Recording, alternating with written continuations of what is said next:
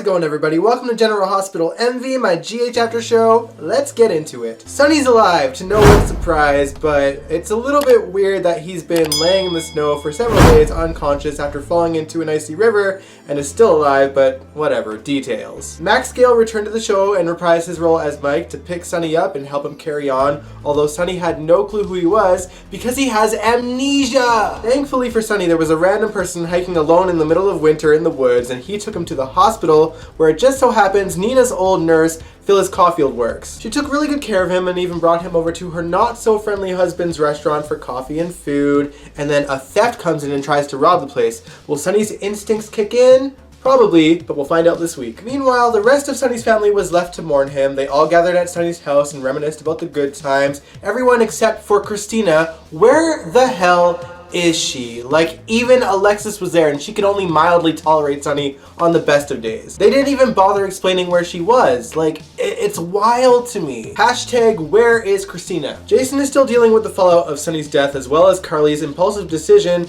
to kidnap Cyrus's mother, and he learns from Brando that Cyrus knows about Dev and that if Jason kills Cyrus, then he's going to bring down the entire Corinthos clan with him by bringing the information to the feds. Cyrus is also making other moves. He goes and kills off members of the 5 families that we always hear about but never see as a favor to Jason. And of course, Jason doesn't want to pay any favors back, so he doesn't budge on his position. That pisses off Cyrus. Quite the predicament for Jason to be in. Speaking of predicaments, Carly finds herself in one with Ava because since Sonny is technically dead, Ava gets full custody of Avery because Carly has no power. Honestly, I'm kind of okay with it. Actually, I'm more than okay with it. First of all, right now, Avery is probably a lot safer with Ava and Nicholas than she would be Sonny and Carly.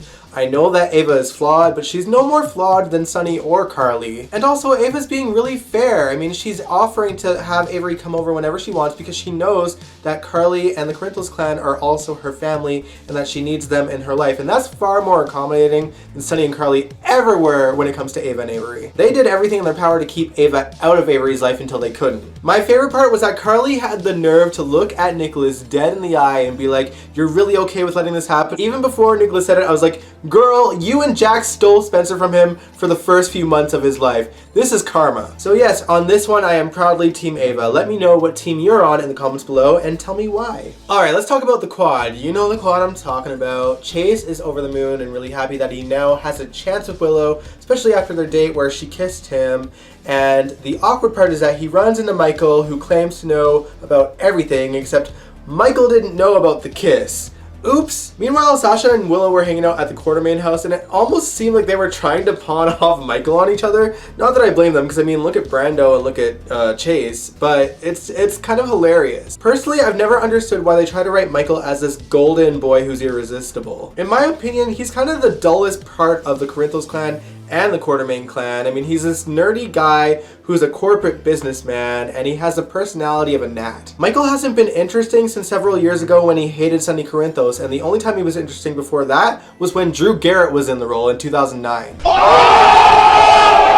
I'm sorry, it had to be said, you guys. Personally, I think that they should just put Willow with Chase and Sasha with Brando and have Michael be the good off-screen father to Wiley that we know he can be. Let's talk about Brando for a minute. He's in a bit of heat this week because TJ ran into Brando at the hospital, and of course TJ knows that Brando and Molly slept together, and he punched him out, and TJ probably would have killed him if Curtis didn't step in. Molly shows up at the hospital to visit TJ and finds out about the fight, and she tells TJ that she was the one that told Brando to keep it a secret. Brando was actually the one that wanted her to tell the truth, and she begged him not to. TJ was mad, of course, but I have faith in the couple because they had a risque love-making scene in the shower the other day, and also, they're the most functional couple in Port Charles. They'll be fine, trust me. Brando and Molly won't happen anyway. We already know this because he's very interested in Sasha, and I'm living for Sasha, by the way.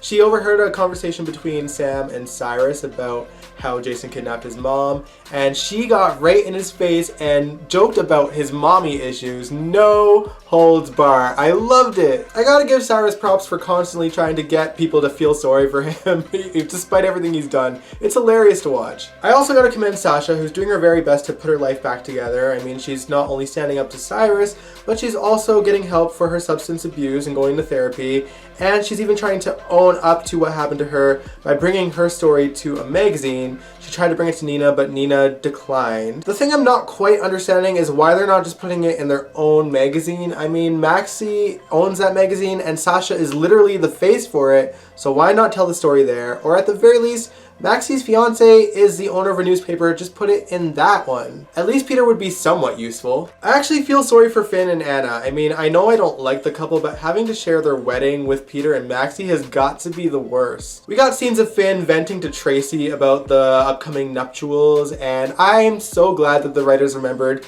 that Tracy and Finn were good friends. I love that they share scenes together and they get along so well. Their friendship is just fun to watch because they're such cynics, so they just work well together. Finn also opened up a little bit about his problems with his stepmom, Jackie Templeton. Tracy was shocked to learn that his stepmom was Jackie Templeton. She gave him the best advice she could with what little information she had, but one thing I noticed is that Tracy didn't confide in Finn about anything. And she should. Mainly the fact that she framed Alexis and made it look like she was drunk driving. Sam and Olivia are on the case though. I mean, Alexis has been saying over and over again that she did not drive drunk, and they're starting to believe her. And also, Olivia noticed holes in Tracy's story, so the two of them go over to Alexis's house to see if there's any clue. One thing they knew for sure was that Alexis had claimed in the past that her coffee is in a very obvious spot in the house, so Olivia went to investigate that and found out that yes, it was very obvious. There's no way that Tracy couldn't have seen that. The biggest clue is that Alexis actually has a security system installed in her home, and that has to be turned off whenever someone enters the house. Sam was able to call the people that make the system and check if it was turned off the night that Alexis supposedly drove drunk, and it wasn't. It had been set earlier in the day, but it was not set any time that night for several days because Alexis wasn't home. So they already know that Tracy is lying. All they need to figure out is the motive. I'm sure this is going to come out sooner or later that Alexis and Ned slept together and that Tracy knew and was trying to get Alexis out of the way. This is not going to end well. Side note though, there was a scene where Olivia and Alexis were sitting together by the fire. Ava had brought over a photo album that Julian had, and Alexis wanted to burn the photos, so they do it together. And I don't know if you guys noticed this, but Alexis or Nancy hit her head really freaking hard on the fireplace, and both Nancy and Lisa covered that scene so well. Check this out.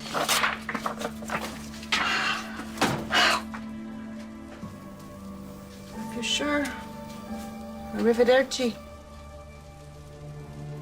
That, my friends, is how you know that two seasoned actors on a soap opera know exactly what they're doing, because they have to do these scenes in one take most of the time. Hats off to you ladies, you do your job well and I appreciate it. The only other thing worth noting this week is that Laura told Curtis about Cyrus and Martin being her half-brothers, and Laura giving Curtis advice on his failing marriage, which I love their friendship. Actually, I love all of Curtis's friendships. I swear, every single one of them, it's just this wholesome friendship where Curtis is such a ride or die for them, and they ride or die for him in return. It's just so great to watch. Curtis is seriously such a gift on the show. I love the character. I want so much more for him than what he gets, you know? This dude is a leading man who is handsome as hell, and a great fun character to watch. He could literally be the new superhero on GH. The man is smart, the man knows how to use a gun, the man knows how to solve mysteries. He is the hero that they don't let be a hero. Anyway, before I let you guys go, this Wednesday I will be paying homage to the late John Riley, aka Sean Donnelly, who passed away last Sunday. We'll be watching some classic Sean Donnelly scenes that I know you'll love. More than one, at least two. You guys can definitely suggest more, but I feel like, judging by your suggestions already, we're on the same wavelength. Even Stone Cold and the Jackal reacted to a scene that we will be watching. That's Sean and Tiffany's wedding, because how can we not? I didn't actually watch their reaction because I haven't seen the Sean and Tiffany wedding in ages, so I don't want to spoil it for me. I'll watch it after I record the reaction, my reaction. It'll be super fun, but also I have another scene in mind that we'll be watching together. Let me know if you have any more suggestions in the comments below. And if you like this video, give it a big old thumbs up, subscribe if you want to, and I will catch you guys on Wednesday. Peace out.